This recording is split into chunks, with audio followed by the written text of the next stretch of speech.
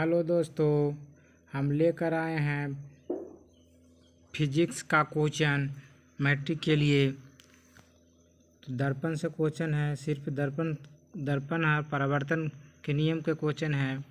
तो चलिए क्वेश्चन को देख लेते हैं। अगर चैनल पर नए हैं तो चैनल को सब्सक्राइब कर लें और बेल आइकन दबा दें ताकि मेरे द्वारा बनाए गए वीडियो आप लोगों के पास सबसे पहले पहुंच सके। तो चलिए क्वेश्चन को देख लेते हैं। बहुत ही इम्पोर्टेंट क्वेश्चन है। तो पहला क्वेश्चन है आप लोग का, प्रकाश के परावर्तन के कितने नियम होते हैं? प्रकाश के परावर्तन के दो नियम होते हैं। कितने नियम होते हैं? दो नियम होते हैं। ठीक है। दूसरा क्वेश्चन है, प्रकाश के परावर्तन के नियमानुसार क्या होता है? आपतन कोण परावर्तन कोण के बराबर होता है। जब कोई किरण होती है, प्रकाश का परावर्तन होता है, इस तरह से जब किरण होती है ऐसे होता है, तो इस तरह से रिफ्लेक्स होते हैं। तो प्रकाश का अपवर्तन कोण, ये हो गया अपवर्तन कोण, आया वाला किरण अपवर्तन कोण। अभी जो यहाँ से रिफ्लेक्स होकर ई पट में गया तो इसको परावर्तन कोण बोला जाता है। तो यहाँ पे ये होता है कि आपतन कोण और परावर्तन कोण बराबर होता है। प्रकाश के परावर्तन के नियमानुसार आपतन कोण, जो ई कोण हुआ और ई कोण बराबर होते हैं, इसी को बोलते हैं प्रकाश का परावर्तन।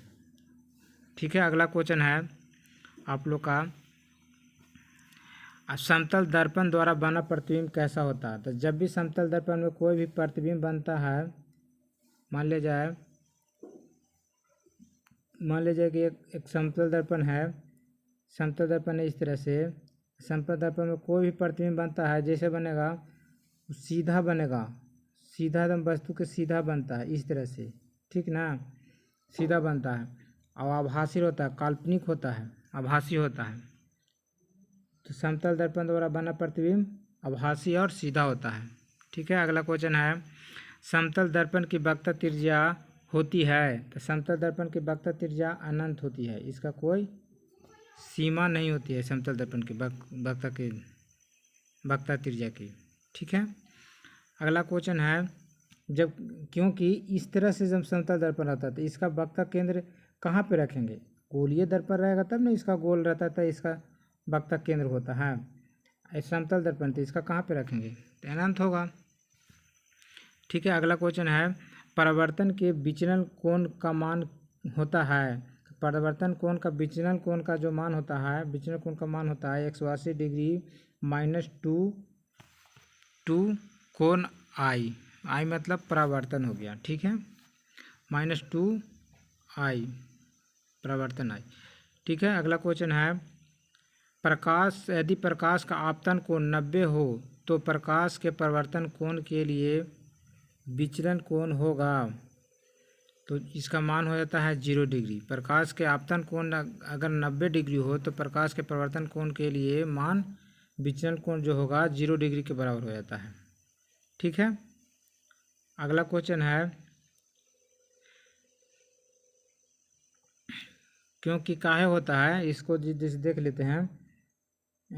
कोई भी आपतन किरण है, इस तरह से आएगा, सीधे आएगा और फिर रिफ्लेक्स होकर इसी पे मुड़ जाएगा। इसी पे आया, इसी पे मुड़ गया, तो ये तो 90 डिग्री का कोण बनाया आपतन कोण। अब फिर जाएगा तो फिर उसी पे चल जाएगा, तो 0 डिग्री का बनेगा ना, इसलिए 0 डिग्री होगा।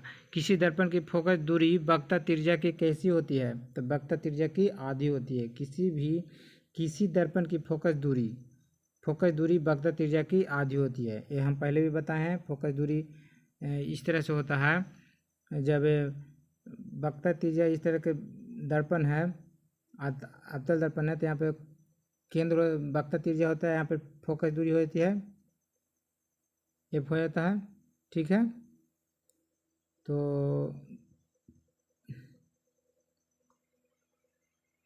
इस तरह से होती है ना, तो ये हो गया वक्रता त्रिज्या, अब ये हो गया फोकस दूरी। ठीक है ना, इसको फोकस दूरी बोलते हैं, इसको वक्रता त्रिज्या।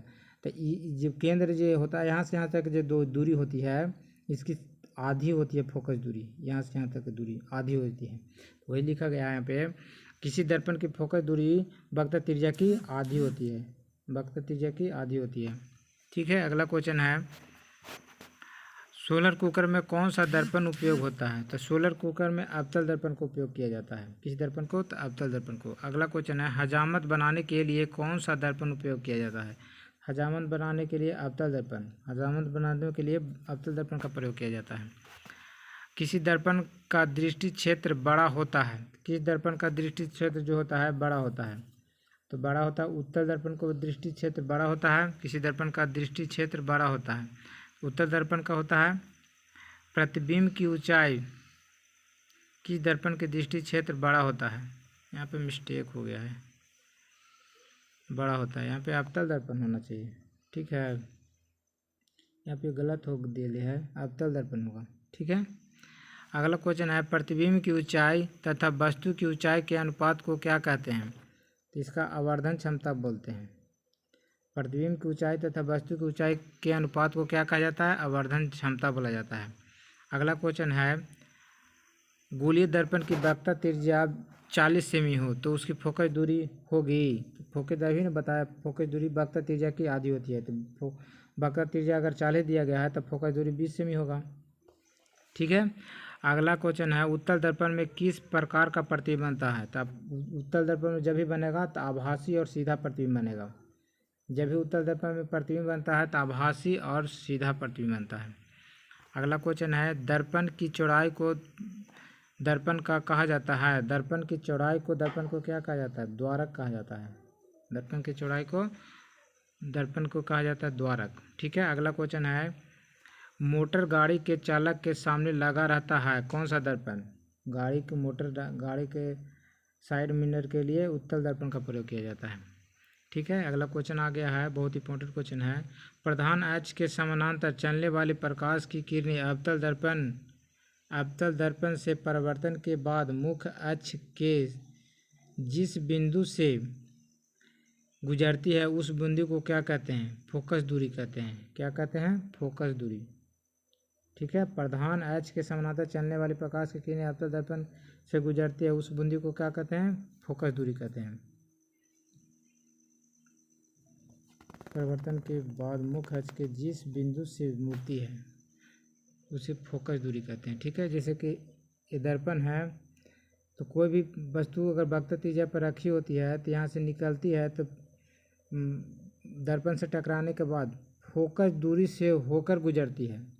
तो वही पूछ रहा है यहाँ पे, प्रकार के किरणें अवतल दर्पण से गुजरती है तो उस बिंदु को क्या कहते हैं? तो फोकस दूरी कहते हैं उसको। ठीक है, सूर्य से आने वाले प्रकाश पुंज कैसा होता है? तो समानांतर होते हैं। सूर्य से किरणें जब आती है तो समानांतर किरण पुंज के द्वारा आती है। अगला है, वास्तविक प्रतिबिंब की प्रकृति कैसी होती है? तो वास्तविक प्रतिबिंब जब बनता है तो उल्टा बनता है। सिनेमा के पर्दे पर किस प्रकार का प्रतिबिंब बनता है? तो सिनेमा के पर्दे पर किस प्रकार का वास्तविक प्रतिबिंब बनता है? सिनेमा के पर्दे पर। किसी धातु को अवतल दर्पण के सामने कहाँ पर रखें कि प्रतिबिंब और वस्तु का आकार समान हो? किसी धातु के अवतल दर्पण के सामने कहाँ पर प्रतिबिंब रखें कि वस्तु का आकार और समान हो? तो कहाँ पर रखा जाता है? जब भी कोई अवतल लेंस है तो जब भी कोई भी वस्तु वक्रता केंद्र C और F यानी वक्रता केंद्र पर कोई भी वस्तु रखा जाता है तो ये वक्रतीय केंद्र पर जाकर के प्रतिबिंब को बनाता है।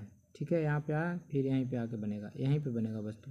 जितना ऊंचाई वस्तु रखा जाता है उतने ऊंचाई के प्रतिबिंब बनता है। इसीलिए ये कहा जाता है कि किसी धातु के अवतल दर्पण के सामने कहाँ पर रखें कि प्रतिबिंब वस्तु के आकार का समान बनेगा? तो वक्रता केंद्र पर। वक्रता केंद्र पर रहेंगे तो उतने ही समान का प्रतिबिंब बनेगा। प्रकाश के किस रंग के लिए तरंगदैर्घ्य अधिक होता है? तो लाल रंग के लिए। लाल रंग के लिए प्रकाश का तरंगदैर्घ्य सबसे अधिक होता है। अगला है, प्रकाश के किस रंग के लिए तरंगदैर्घ्य न्यूनतम होती है? तो बैंगनी। निर्वात में प्रकाश का वेग होता है, तो निर्वात में प्रकाश का वेग जो होता है 3 × 10⁸ मीटर प्रति सेकेंड। अगला क्वेश्चन है, श्वेत रंग कितने रंगों के मेल से बना होता है? तो श्वेत रंग जो है 7 रंगों से मिलकर बना होता है। कितने रंगों से? तो 7 रंगों से मिलकर बना होता है। ठीक है, कैसा लगा वीडियो? अगर अच्छा लगे तो इसको लाइक शेयर और सब्सक्राइब कर दें।